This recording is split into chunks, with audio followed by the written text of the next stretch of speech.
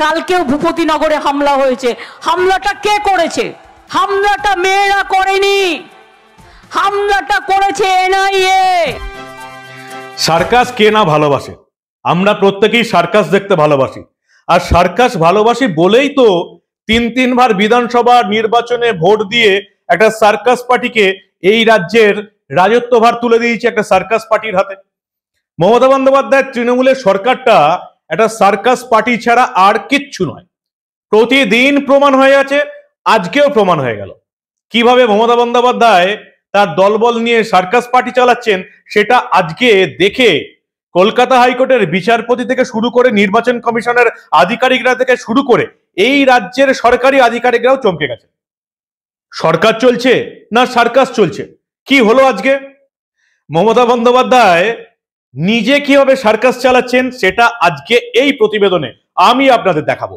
এই গুরুত্বপূর্ণ এবং মজাদার প্রতিবেদন শেষ অবধি দেখুন। আমি মানব, দা নিউজ বাংলায় আপনাদের স্বাগত জানাচ্ছি। ভূপতিনগরে এনআইএ এর উপর হামলা। দুই তৃণমূল নেতাকে গ্রেপ্তার করতে গিয়ে এনআইএ এর উপর হামলা হলো, গাড়ির কাঁচ ভাঙলো এবং তারপর মমতা বন্দ্যোপাধ্যায় সেই এনআইএ কি দায়ী করলেন হামলা চালানোর জন্য। এই ঘটনা তো আপনারা দেখে নিয়েছেন, আমাদের প্রতিবেদনে আমরা দেখিয়ে দিয়েছি কিভাবে অরিজিনাল ঘটনা ঘটলো, আর সেটাকে কিভাবে একেবারে জলজ্যান্ত মিথ্যা বলে মমতা বন্দ্যোপাধ্যায় ইস্যু ঘোরানোর চেষ্টা করলেন। এটা অবশ্য তার কাছে খুব একটা অস্বাভাবিক ব্যাপার নয়। যে কোনো ঘটনার ক্ষেত্রেই মমতা বন্দ্যোপাধ্যায়ের মিথ্যা শুনতে শুনতে আমাদের রাজ্যের বাসিন্দারা অভ্যস্ত হয়ে গেছে। কিন্তু এবার কি ঘটলো? এবার আপনারা দেখেছেন ভূপতিনগরে এনআইএ এর উপর হামলা হলো। ন্যাশনাল ইনভেস্টিগেটিং এজেন্সি, যারা ভূপতিনগরে তৃণমূলের বুথ সভাপতি রাজকুমার মান্নার বাড়িতে বোমা বিস্ফোরণের তদন্ত করছে কলকাতা হাইকোর্টের নির্দেশে, তারা দুই তৃণমূল নেতাকে তুলতে গেল ভূপতিনগর থেকে এবং ওই মামলায় অভিযুক্ত দুই তৃণমূল নেতা বলাই মাইতি এবং মনোব্রত জানাকে গ্রেপ্তার করে ফেরার সময় হামলার মুখে পড়ল তৃণমূলীদের। একেবারে মমতা বন্দ্যোপাধ্যায়ের শিক্ষা মেনে নিয়ে প্রথমে মহিলাদের এগিয়ে দেওয়া হলো লাঠি সোটা নিয়ে। ভাগ্যিস এনআইএ মমতা বন্দ্যোপাধ্যায়ের দলের এই চাল বুঝতে পেরেছিল এবং যার জন্য তারা, আপনারা খেয়াল করে দেখবেন আমার পেছনে স্ক্রিনে ভিডিও চলছে যেখানে মহিলাদের দেখা যাচ্ছে। মহিলা নিরাপত্তা রক্ষীরাই প্রথমে মহিলাদের সামলালো, প্রত্যেকেই মহিলা। এরাও জেনে গেছে যে মমতা বন্দ্যোপাধ্যায় কি ভয়ঙ্কর কাণ্ড ঘটাতে পারেন আমাদের রাজ্যে। প্রথমে মহিলাদের এগিয়ে দেওয়া হলো, তারপর এনআইএ এর উপর হামলা করলো তৃণমূলীরা, ইট পাথর ছোড়া হলো। মমতা বন্দ্যোপাধ্যায় একেবারে এই ঘটনা পুরো ঘুরিয়ে দিলেন, পরিষ্কার বললেন এনআইএ হামলা করেছে, রাত বিরেতে লোকের বাড়ি ঢুকে পড়ছে, মহিলাদের শ্লীলতাহানি করা হচ্ছে। ঘটনা ঘটলো এক, বাংলার মানুষ জানলো সবটা। বাংলার মুখ্যমন্ত্রী মমতা বন্দ্যোপাধ্যায় মিথ্যা কথা বললেন এই বাংলার মানুষকে। মমতা বন্দ্যোপাধ্যায় ঠিক কি বললেন সেটা আগে দেখে নিন, তারপরে তো আপনাদের সার্কাসটা দেখাবো। দেখুন মমতা বন্দ্যোপাধ্যায় কি বলেছিলেন এই ঘটনা নিয়ে। কালকেও ভূপতিনগরে হামলা হয়েছে। হামলাটা কে করেছে? হামলাটা মেয়েরা করেনি, হামলাটা করেছে এনআইএ। গদ্দার জানে হারবে, তাই লোকের বাড়ি গিয়ে গিয়ে কোথায় একটা চকলেট বোম ফেটেছিল 2022 সালে, আর মধ্যরাতে গিয়ে যদি মহিলার বাড়িতে গিয়ে অত্যাচার করে, গ্রামে ঢুকে গিয়ে অত্যাচার করে, তা মহিলারা কি করবে?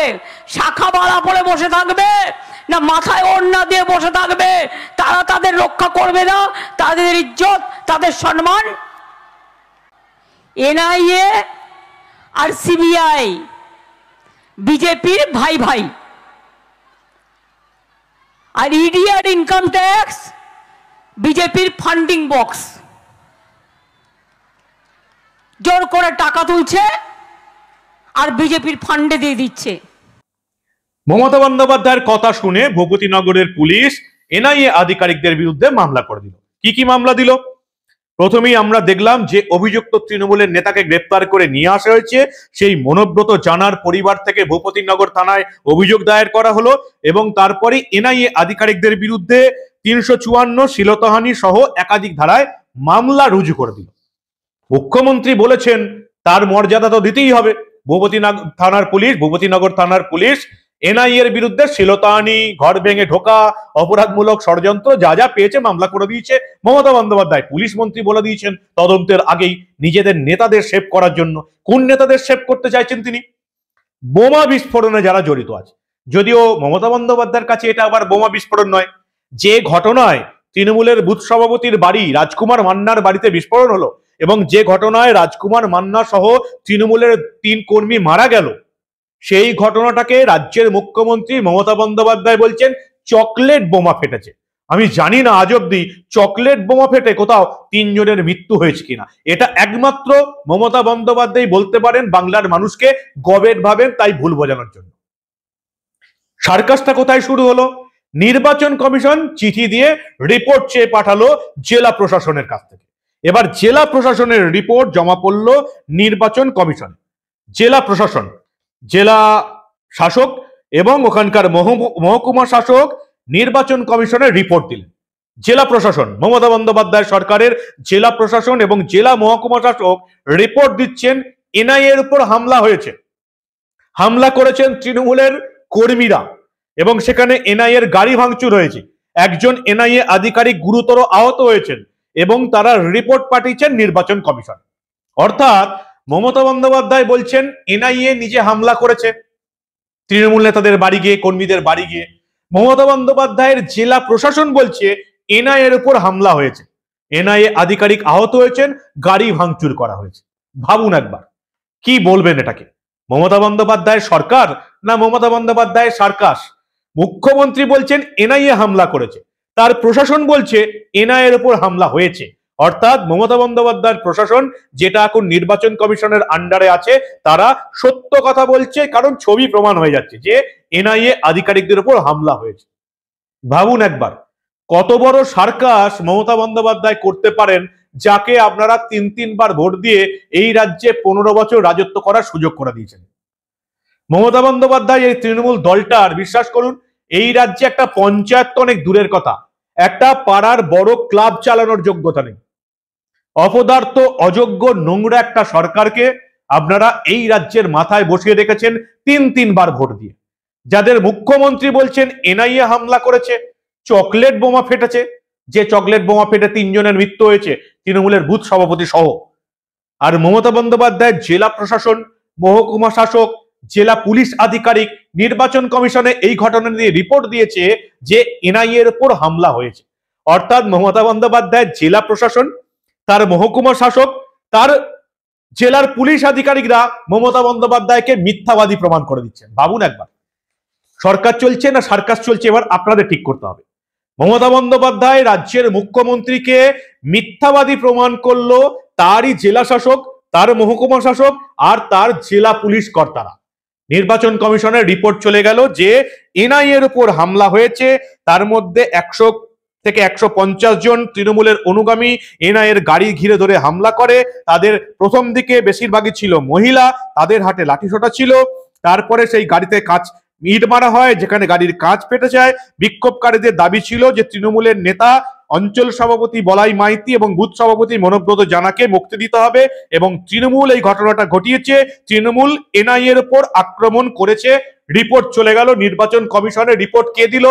মমতা বন্দ্যোপাধ্যায়ের জেলা প্রশাসন, মহকুমা শাসক আর জেলা পুলিশের কর্তারা। তারা প্রমাণ করে দিল আমাদের রাজ্যের মুখ্যমন্ত্রী মমতা বন্দ্যোপাধ্যায়, তাদের প্রশাসনের যিনি কর্ত্রী নেত্রী, সেই মমতা বন্দ্যোপাধ্যায় কত বড় মিথ্যা কথা বলছেন, কত বড় অভিনেত্রী, কত বড় মিথ্যাবাদী প্রমাণ করে দিল মমতা বন্দ্যোপাধ্যায়ের প্রশাসন। কি বলবেন আপনারা? এই সরকারটার এই রাজ্যে শাসন করার কোনো যোগ্যতা আছে? মুখ্যমন্ত্রী এক কথা বলছে, তার প্রশাসন এক কথা বলছে। ভাবুন এবার, এনআইএ কে আজকে বাধ্য হয়ে কলকাতা হাইকোর্টের শরণাপন্ন হতে হলো। কলকাতা হাইকোর্টের বিচারপতি জয় সেনগুপ্তর এজলাসে গেল এনআইএ, কারণ তারাই হামলার মুখে পড়েছে। আবার মমতা বন্দ্যোপাধ্যায়ের কথাতে তাদের বিরুদ্ধে শ্লীলতাহানির মামলা করেছে ভূপতিনগর থানার পুলিশ। আবার সেই মমতা বন্দ্যোপাধ্যায়ের প্রশাসন জানাচ্ছে এনআইএ এর উপর হামলা হয়েছে।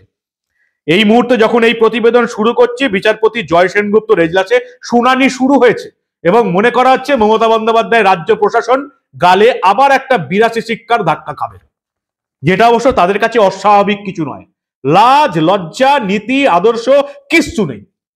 একটা নোংরা অরাজকতাময় সরকার চালাচ্ছেন এবং সেই সরকারটাকে চালাতে দিয়েছি আমরা এই রাজ্যের বাসিন্দারা ভোট দিয়ে। ভাবুন কত বড় মূর্খ আমরা, যে সরকারটার একটা বড় ক্লাব চালানোর যোগ্যতা নেই, যার মুখ্যমন্ত্রী এক কথা বলে আর তাকে মিথ্যাবাদী প্রমাণ করে দেয়, তারই সরকারের বাকি অংশগুলো জেলা প্রশাসন, মহকুমা শাসক, জেলা পুলিশ আধিকারিকরা, সেই সরকারটাকে আমরা ভোট দিয়ে নির্বাচন করেছি। এবার বলুন তো, আমাদের মতো মূর্খ গবেট এই বাংলায় কেন, এই পৃথিবীতে আর আছে? ভাবুন আপনারা কি করবেন এবার। আপনারা যাদেরকে ভোট দিয়েছেন তাদের সরকার চালানো অনেক দূরের কথা, সামান্যতম যোগ্যতা নেই, একটা পঞ্চায়েত চালানোর যোগ্যতা নেই।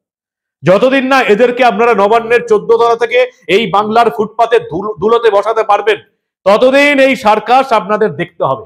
গোটা বাংলার সামনে, এই গোটা দেশের সামনে এই বাংলার মান সম্মান মর্যাদা সব ধুলোয় মিশে গেছে। কাকে মুখ্যমন্ত্রী করেছেন? যাকে তারই প্রশাসন, জেলা প্রশাসন, মহকুমা শাসক, জেলা পুলিশ আধিকারিক মিথ্যাবাদী বলে প্রমাণ করে দিয়েছে, তাকে এই সরকার চালানোর দায়িত্ব দিয়েছি আমরা। ভাবুন, ভাবতে থাকুন আর দেখতে থাকুন দা নিউজ বাংলা। আমরা আবার এই ধরনের খবর রাজ্যের পক্ষে অত্যন্ত গুরুত্বপূর্ণ এবং মজাদার কমেডি চেপে রাখতে দেব না।